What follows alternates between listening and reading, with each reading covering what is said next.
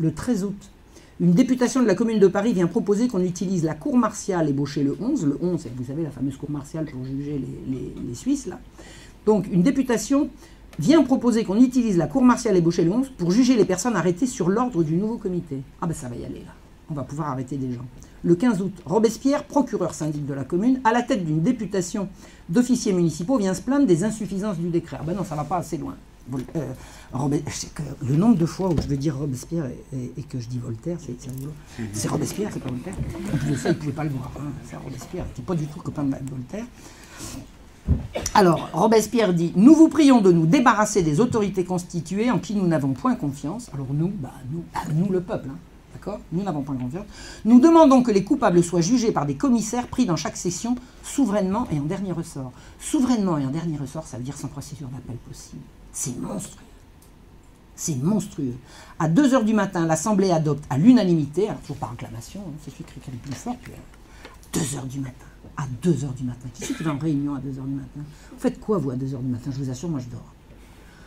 L'Assemblée adopte à l'unanimité le projet élaboré par la commission extraordinaire d'après les directives de Robespierre.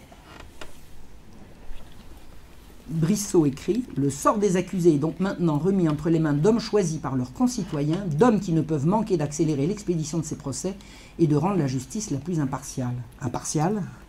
Impartiale? Vous savez qu'ils ont eu raison quand même de renverser le roi. Parce qu'il est tellement coupable. Tenez, je vais vous donner une preuve.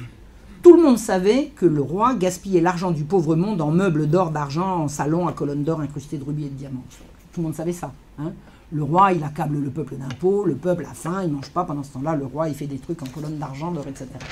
Eh bien, le 16 août, quelqu'un vient dire « Un grand nombre des effets précieux qui remplissaient autrefois les maisons royales ont disparu. Il y en avait beaucoup de meubles massifs en or et en argent. Nous n'avons trouvé aucun. Il est probable qu'ils ont été fondus, convertis en espèces et envoyés aux immigrés. » C'est-à-dire la preuve. C'est l'absence de preuve. La preuve qu'il y en avait, c'est qu'il n'y en a plus.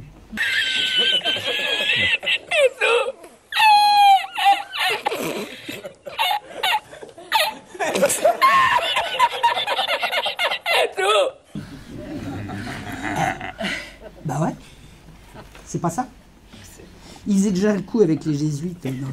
Quand les jansénistes s'en prenaient aux jésuites, ils disaient il n'y a aucune preuve contre eux. Seuls eux sont capables de cacher les preuves à ce point-là. C'est donc bien la preuve que c'est eux. Mais je l'ai vu, hein, ça je l'ai vu, ça c'est pas, je l'ai vu, hein, c'est dans le, c'était à propos de l'affaire Damien. On n'avait aucune trace de l'intervention des jésuites dans l'affaire Damien. C'était bien la preuve que c'est que, voilà, c'est la même logique. Ça s'appelle de la paranoïa.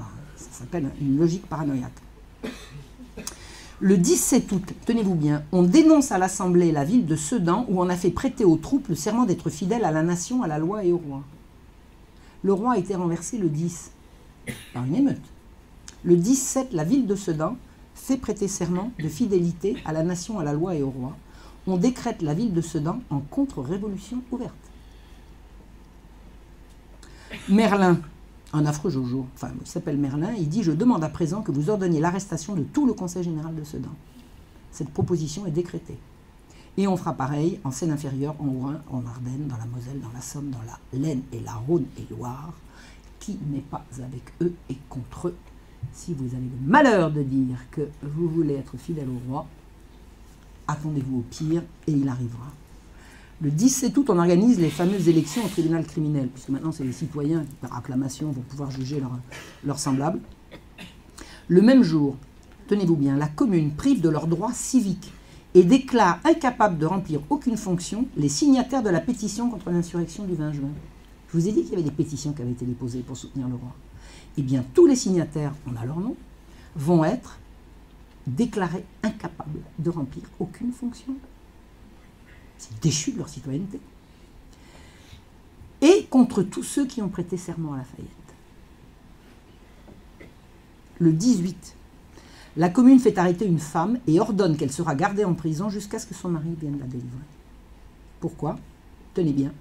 Considérant que le meilleur moyen d'arrêter les excès des immigrés est de retenir pour otage les seuls objets qui puissent leur être chers si la rage n'a pas encore étouffé dans leur cœur la voix de la nature, c'est-à-dire s'il reste parmi les immigrés des époux qui ont encore de l'affection pour leurs épouses, arrête qu'il sera fait dans le plus bref délai une pétition à l'Assemblée nationale pour lui demander une loi qui autorise la Commune de Paris à réunir dans des maisons de sûreté les femmes et les enfants des émigrés et employer à cet effet les maisons ci-devant religieuses. C'est-à-dire que l'autorisation n'est même pas demandée puisque la commune va remplir les prisons de tous ces gens-là, ça s'appelle de la prise d'otage. On prend les femmes et les enfants en disant on va bien réussir à les faire revenir comme ça. Mais la civilisation, l'avancée de la civilisation, c'est la justice qui punit le coupable et pas ses proches. Oui ou non? Non? C'est pas le retour à la barbarie, c'est le retour à quoi? C'est monstrueux.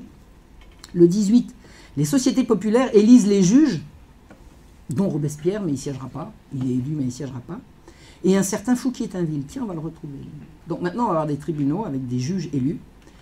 Le 19 août, pour pouvoir faire fonctionner ces tribunaux, on supprime l'interrogatoire préliminaire de l'accusé. C'est-à-dire accusé, tac, directement devant les juges et devant le public.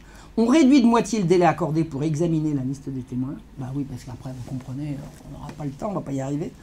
Et on abroge le délai de 3 jours accordé par la loi entre le jugement et l'exécution. On va guillotiner à tour de bras. À tour de bras. Le 21, la commune supprime les qualifications de monsieur et madame et substitue celles de citoyennes et citoyens. Vous avez 192 personnes réunies à la commune de Paris qui décident que maintenant monsieur et madame, ça fait aristocrate.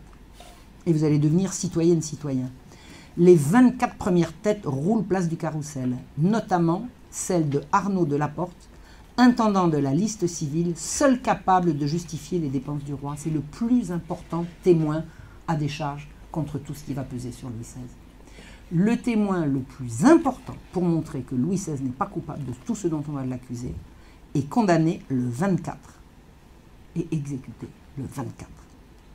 Le 27, au moment de montrer une tête au peuple, alors là, écoutez bien, il y a, comme dirait le doigt de Dieu, le bourreau, il a commencé là, hein, ça commence depuis le 24, 27, il montre une tête au peuple, il se casse la figure et il se tue.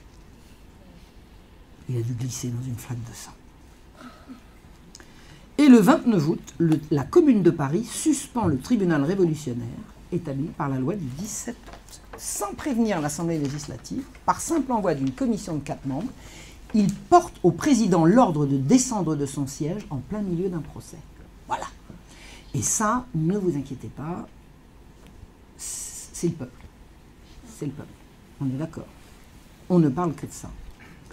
Le 29 août, Danton propose de faire dans les sections un état de tous les citoyens nécessiteux qui sont propres au service militaire et de leur donner une paye. Tiens, qu'est-ce qu'il prépare?